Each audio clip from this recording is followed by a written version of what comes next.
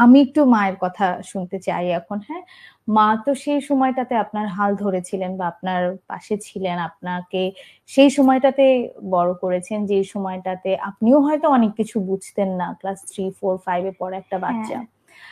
এখন যখন আপনি নিজের পায়ে দাঁড়িয়েছেন, নিজে মায়ের স্বপ্ন পূরণ করার সেই জায়গাটাতে এসছেন, মা এখন কেমন বোধ করেন? আসলে আমি জানি না আমার মাকে আমি এখনো ওইভাবে করে কিছু দিতে পেরেছি কিনা। কারণ অনেক ধরনের অনেক বেশি স্যাক্রিফাইস করেছে আমার জন্য।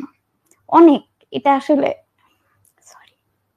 মায়েরা তো এরকমই হয়, অভিভাবকরা তো এরকমই হয়। হ্যাঁ, সন্তানের কিন্তু জন্য তাদের সবটুকু দিয়ে দেন। আ আর সন্তান হিসেবেও আমাদের সেই জায়গাটা, সেই দায়িত্বটা থাকে যে হ্যাঁ, দিন শেষে ওই হাসিটুকু, ওই প্রাপ্তিটুকু যেন বাবা-মাকে ফেরত দিতে পারি এবং আপনার ক্ষেত্রে সেটা মা, যিনি সবসময় আপনার পাশে দাঁড়িয়েছেন। আজকেও আপনার সঙ্গে এসছেন। হ্যাঁ, স্টুডিওর বাইরে থেকে আমাকে কখনো নিশ্চয়ই একা ছাড়ে না।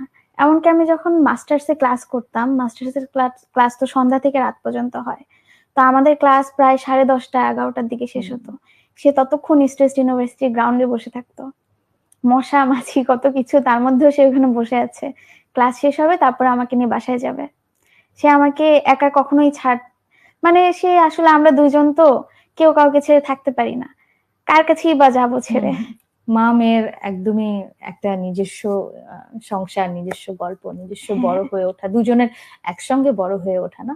তো সেই জায়গাটা থেকে আমরা এতটুকু অন্তত বুঝতে পারছি যে মায়ের ভীষণ একটা ভালো লাগা কাজ করছে। মায়ের একটা গর্ব কাজ করছে যে তার সন্তান তার স্বপ্ন পূরণ করেছে।